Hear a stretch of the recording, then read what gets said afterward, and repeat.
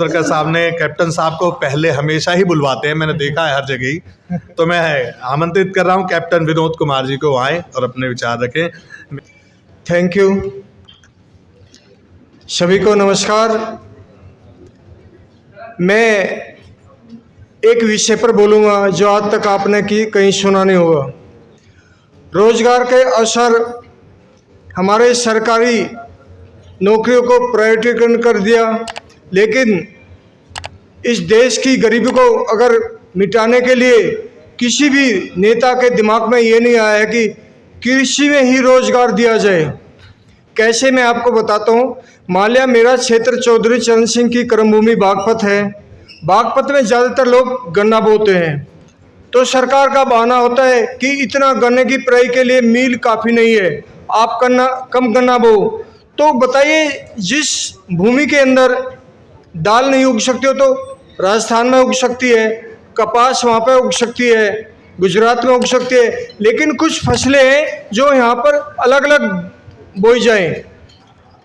दूसरा, जो हमारे एग्रीकल्चर स्कूल हैं उनके अंदर SC ST OBC बच्चों को ही पढ़ाया जाए, क्योंकि घर पर वे काम करते हैं, और उन्हीं बच्चों को कृषि में रोजगार दिया जाए। कैसे, मान लिया भाई देखो, सुनो, ये मीडिया कर्मी बात करेंगे तो अच्छा नहीं लगता ना, आपसे निवेदन है, आप ही सुनो।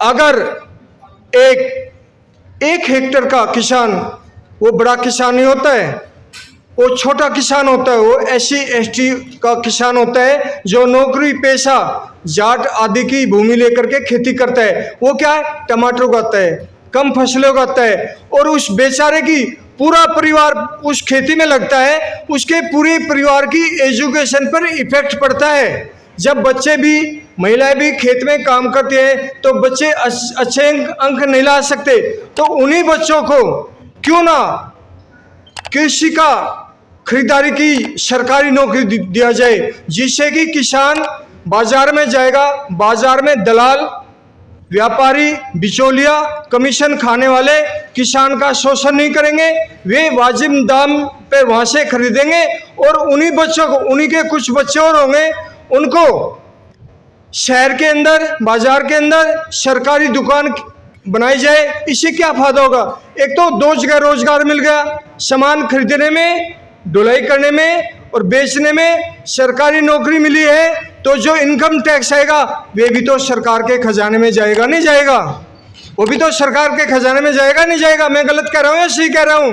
तो कृषि को रोजगार का भी दर्जा मिलना चाहिए, और उसमें रोजगार केवल उन्हीं लोगों को मिलना चाहिए जो गांव के अंदर रहते हैं। उन लोगों को रोजगार नहीं मिलना चाहिए जो गांव को भूल करके छोटी सी नौकरी मिल गई और शहर में आकर बस गए, अपने माँ बाप को भूल गए, गांव को भूल गए, तो गांव का भी तरक्की बढ़े और लोगों को रोजगार भी मिले।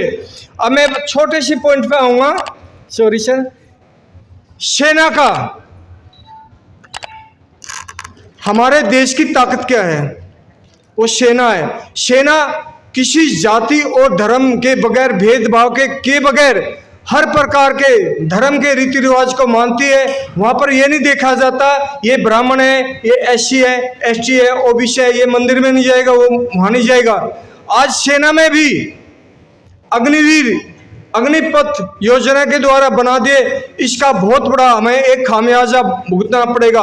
अभी कुछ दिन पहले एक घटना थी, एक अग्निवीर आया, वो धीरे धीरे गुंडा एलिमेंट से मिल गया और कानपुर में क्या हथियार खरीदना, बेचना कर रहा है।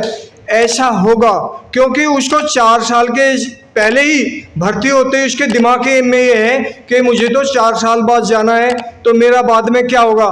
ये क्या RSS के लिए इकट्ठे कर रहे हैं एक सेना, या वे सोचते हैं कि RSS के लिए काम आ जाएंगे? पहले RSS के स्कूल में जाओ, वहां से सर्टिफिकेट ले आओ, फिर बाद में सेना में भर्ती में जाओ या अन्य नौकरी में जाओ। कहीं ऐसा व्यवस्था तो नहीं होने वाली है पर्दे के पीछे जो तुम्हारे दिमाग में नहीं है, मेरे दिमाग में? ऐसी व्यवस्था तो नहीं होने वाली है कि आपके पास में, जैसे सेना में जाने का एक माध्यम क्या है कॉलेज से, NCC का सर्टिफिकेट चाहिए, C सर्टिफिकेट तो ऑफिसर बन जाता है, और B चाहिए तो वो जवान बन जाता है।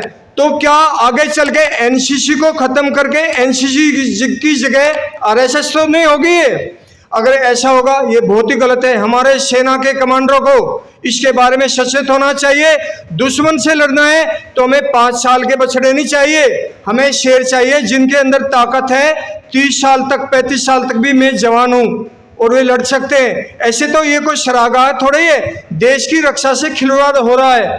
फिर भी मुझे बहुत कुछ सेना में आरक्षण नहीं होना चाहिए, इसका मैं विरोध करता हूं। एक बात आपको समझ में आनी चाहिए कि आरक्षण का हर जगह, चाहे न्यायपालिका हो, चाहे शिक्षा का क्षेत्र हो, चाहे रोजगार का क्षेत्र हो, चाहे सरकारी नौकरी हो, चाहे प्राइवेट नौकरी हो, लेकिन सेना और पुलिस में कोई भी आरक्षण नहीं होना चाहिए। वहां पर केवल जो ताकत वाला है, जो हिम्मत वाला है, जो मर्दानगी जिसके अंदर है, जिसके लिए वो दुश्मन से टक्कर ले सकता है। इसलिए मेरी बात का बुरा नहीं मानना, सेना को आरक्षण से दूर रखा जाए, लेकिन समाज में जिन लोगों को आज तक सम्मान नहीं मिला है उनको सम्मान कब मिलेगा? मेरा भी मन दुखी होता है। मैं जब यहाँ के बैठा तो एक सज्जन ने कह दिया जाट है। जाट सबसे ज्यादा अपने एससी ओबीसी से सम्मान करता है, प्यार करता है और करता रहेगा। धन्यवाद।